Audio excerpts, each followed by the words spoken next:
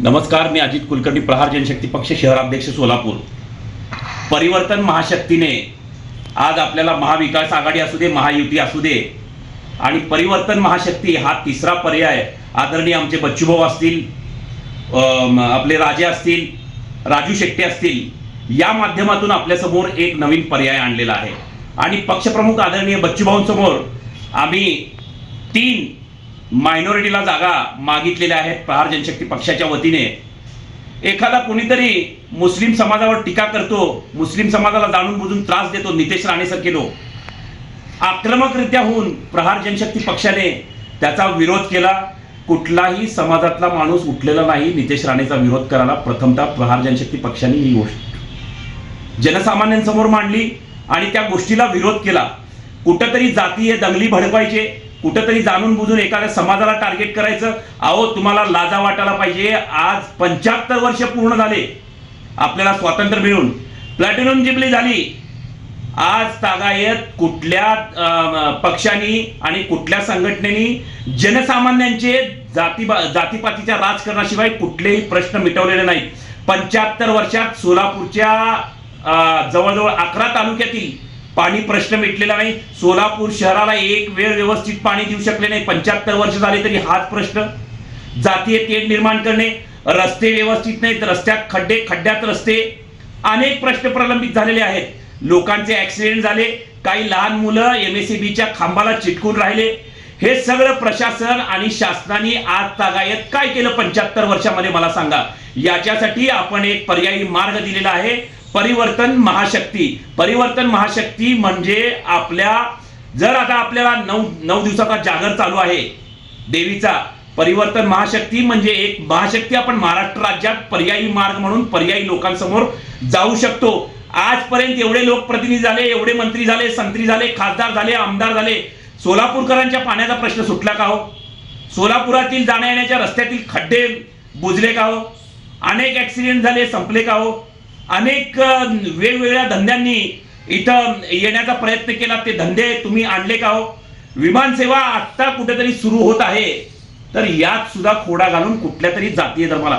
परवा मी अक्कलकोटला गेलो होतो। अक्कलकोट मधील एक माजी आमदार त्यांनी ते वक्तव्य केलं की मुस्लिम समाजाला एखादी बिर्याणी दिली की मुस्लिम समाज सगळा एकवटतो। अहो, मुस्लिम समाज एवढा खालच्या स्तराचा आहे का हो? मुस्लिम लोकांनी या गोष्टीचा विचार करायला पाहिजे। तर मी आपल्याला या माध्यमातून सांगतो, खरंच मुस्लिम समाज कुठेतरी एखादा चहाचं कॅन्टीन असेल, कुठं केळीच्या गाड्या असतील, कुठं फळफळावं विकून आपला जे काही आहे तो पोटाचा जो काही मार्ग आहे तो बरोबर घेऊन जात आहे।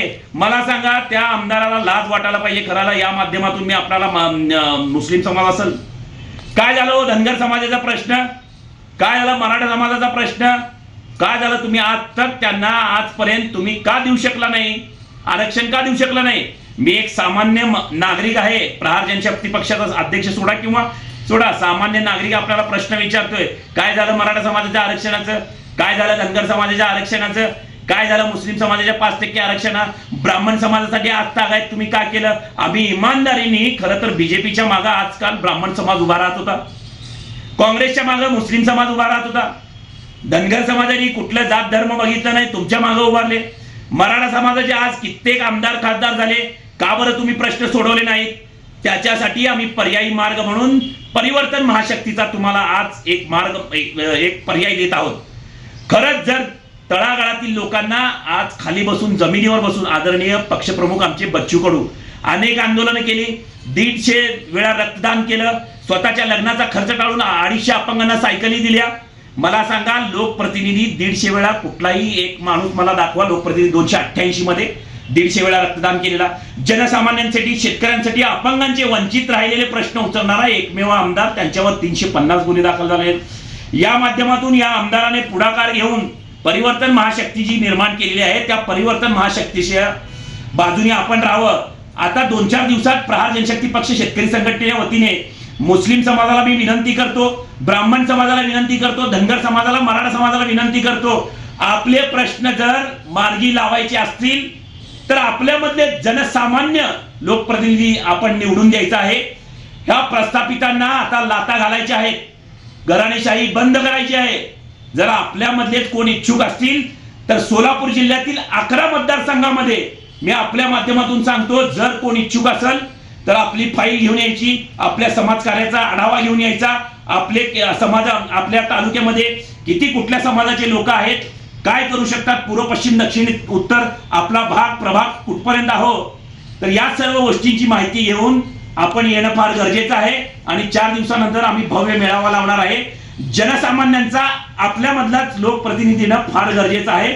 आपण यासाठी एकवटलं पाहिजे. मराठा समाज असेल, धनगर समाज असेल, आपण कुठंतरी भंडारा उधळून चालणार नाही. यांची जागा दाखवून दिली पाहिजे. धनगर समाजाला मी सांगतो, कृपया विनंती करून सांगतो, आपण गुन्हे दाखल करून घेऊ नका. आपण एकवटूया. या एकवटल्यानं जर आपल्या चांगल्या लोकप्रतिनिधी जर आपल्या माध्यमातून सामान्य जरांगे पाटलासारखं नेतृत्व जर आपल्यामधून गेलं, प्रहार जनशक्ती पक्षाचं नेतृत्व जर आपल्यामधून गेलं, धनगर समाजाचं एखादं नेतृत्व जर आपल्यामधून गेलं, विधानसभेत आपले आवाज बच्चूभाऊंच्या माध्यमातून बळकट करण्यासाठी मी आपल्याला विनंती करतो की आम्ही 4 दिवसानंतर मेळावा घेणार आहे. त्या मेळाव्याला उपस्थित लावावी. आपले प्रलंबित प्रश्न 2024च्या विधानसभेत आपण मांडून कसा आपल्याला न्याय मिळत नाही हे बघूया. मी या माध्यमातून सांगतो. धन्यवाद.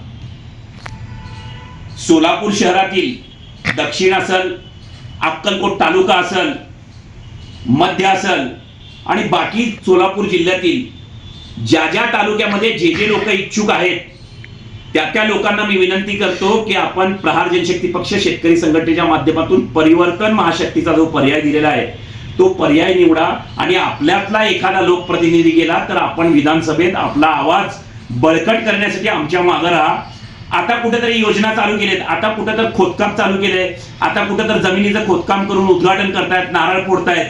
अहो, एवढे दिवस तुम्ही पाण्याचा प्रश्न सोडवू शकला नाही. दक्षिण मधला बंधारे अजून झाले नाहीत. आता बापू बाहेर पडायला तयार नाही. कुठंतरी आता काय इलेक्शनच्या पुढं कुठल्या तरी योजना आणायचा